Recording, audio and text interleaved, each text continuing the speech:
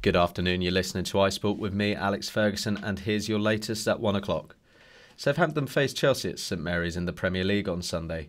We'll have the latest from Saints boss Mark Hughes after his press conference, which begins in half an hour.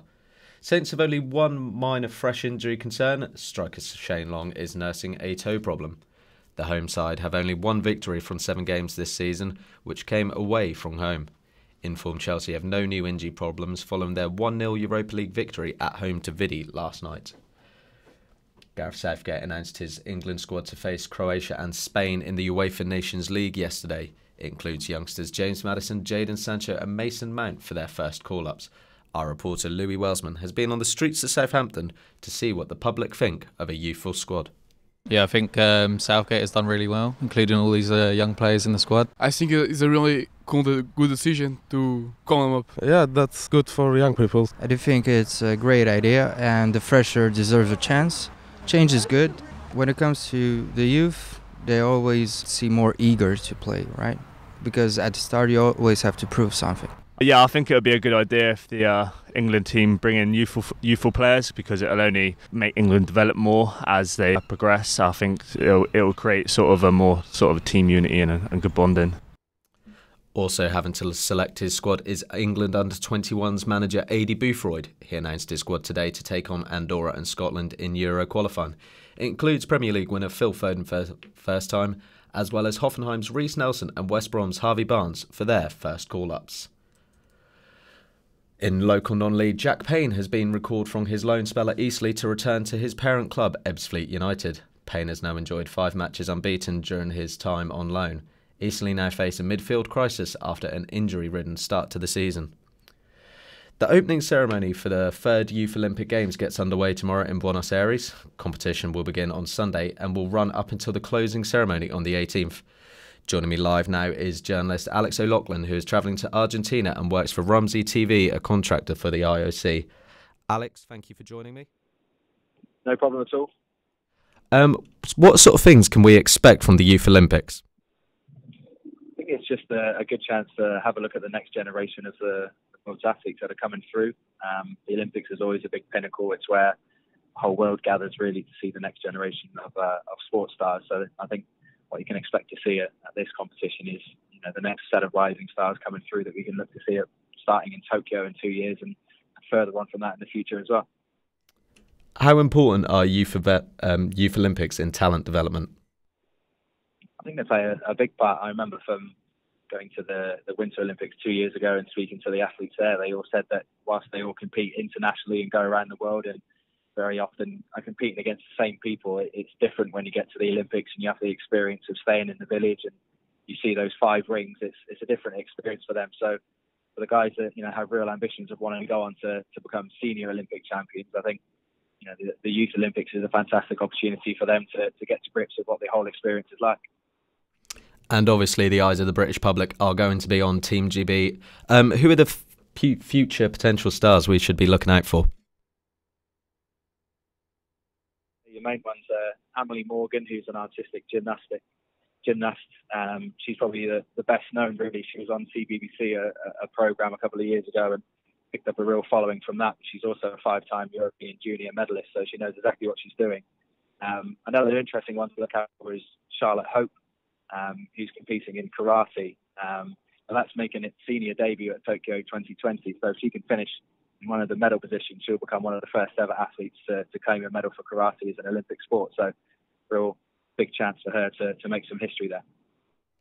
And what country is expected to shine in Argentina? It's very much the same as the senior Olympics, really. It's the same kind of countries that you see top in the medal table. So the ones to keep an eye out for really are China, as always, and Russia. I think as we've seen in the last couple of senior Olympics, you need to keep your eye out on countries. America always up there, of course, and GB will hope to have a top 5 finish as well. Alex, thank you very much for joining me. No problem, thank you. In cricket, India captain Virat Kohli has broken another record. Kohli has become the fastest Indian and the 2nd fastest player ever to 24 Test centuries.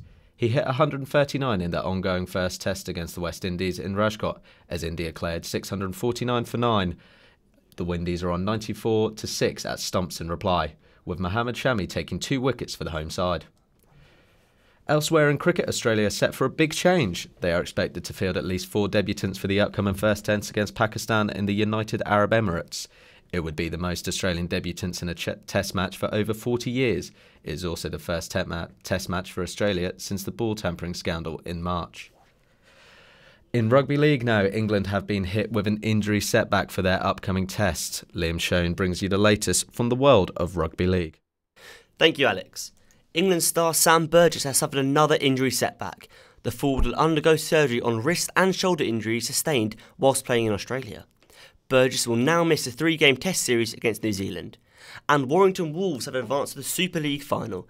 They overcame St Helens 18-13 and reached their second final in just 3 years. Tom Nynham's second half tries were enough to seal the victory. Wolves boss Steve Price was delighted with his team's performance and has this to say.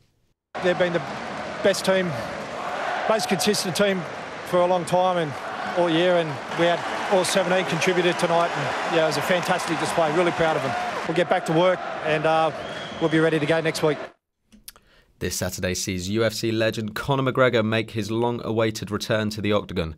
The Notorious One is due to face the undefeated Khabib Nurmagomedov in the lightweight championship in Las Vegas. The two went face-to-face at last night's press conference, with McGregor turning up over 15 minutes late. Reigning Formula One champion Lewis Hamilton has dominated practice at the Japanese Grand Prix. He finished almost a second clear of his title rival Sebastian Vettel. Hamilton was lucky to avoid a huge crash during the practice after nearly colliding with French driver Pierre Gasly. The Mercedes driver Hamilton is currently top of the Formula One standings, 50 points ahead of Vettel.